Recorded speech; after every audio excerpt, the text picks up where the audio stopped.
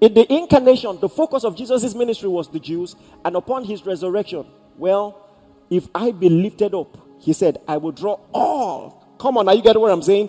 Meaning, the drawing all people of all races, all tribes to him was predicated on his dying and his burial, his death, burial, and resurrection. And that is why upon his resurrection, he said, go into all the world. But just imagine the level of discipline it will take to feel compassion for people and have the capacity, but to know it is not yet time. You know, I said something in the first service I want to say here. In church history, there is something that a lot of people don't understand. It's hard to explain. Why was the gospel so welcomed and embraced in Antioch? Why? It's hard to explain. To the degree that even the name Christian was forged first in Antioch. In an era where Jerusalem persecuted believers, killed believers, arrested believers, in history, almost half of Antioch was Christian in just few years. Why did it spread so fast? I'll tell you how. Now, this is according to history tradition, not according to the canon, the Bible.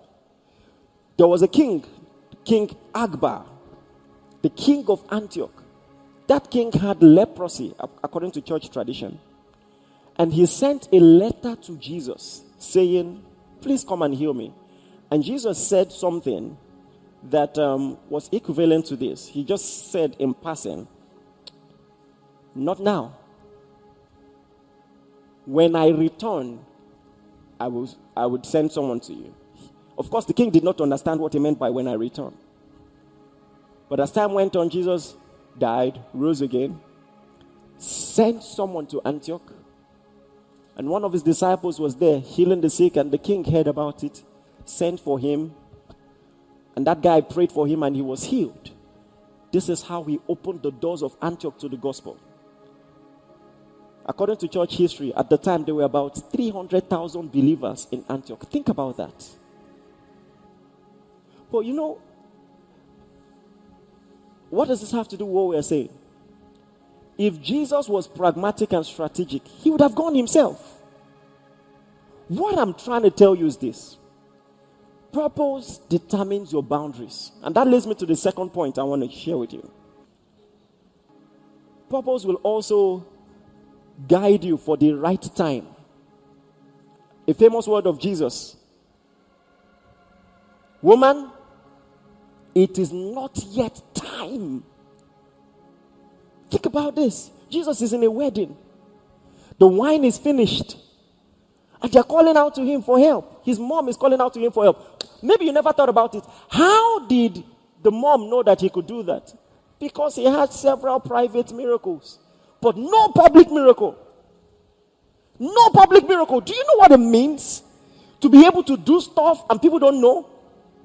That the Messiah was around for 30 years before his first appearance. Before his first miracle. 30 years! I don't know about you, but that's one of the most difficult things. Oh my God. There are few things that inspire me about Jesus more than the fact that he waited. Do you know what it means at the age of 12 to have enough clarity to know that you should be about your father's business and wait 18 years longer? If you want to know how long 18 years is, remove 18 years from your age. Where were you 18 years ago? Try to remember. Just try. I want you to actually try. 18 years ago. Where were you? Think about it. Some of you are struggling. You can't even remember what you were doing. That's how long 18 years is. To wait. Do you know what it means? To know that you can do something, but it's not time. What I'm telling you will preserve many people. Because you see, oh my God, what some people are doing, they don't have the foundation for it. There is more to a building than the external aesthetics. The part of a building that people see and appreciate is not what keeps the building standing. Are you getting what I'm saying? It's not time. You give you one more example. Except the corn of wheat falls to the ground and dies, it abides alone. But when it dies, it brings forth much fruit. And what does this have to do with what we are saying? Because Jesus was in his prime. He had performed the biggest miracle of his earthly ministry. Someone who was dead 4 days had been raised up. According to Hebrew traditions, they believed that a prophet could raise up someone who was dead for 3 days. But by the 4th day, his spirit and his soul has gone to the great beyond, and it is impossible. Only God could do that. This, by the way, is one of the reasons he waited 4 days. He came 4 days after, raised him up to make a point. Telling them who he was. And then his fame spread abroad. And they came to him and said, the Greeks seek you. Oh my God. These were the intellectuals of the day. These were the elite of the day. The ministry is booming. The Greeks are seeking you.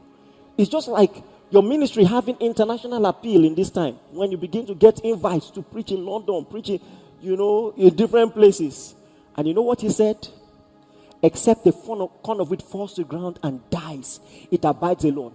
But when it dies, it brings forth much fruit. You know what he's saying in essence? Yes, I'm going to reach the Greeks, but not this version of me. Are you getting what I'm saying?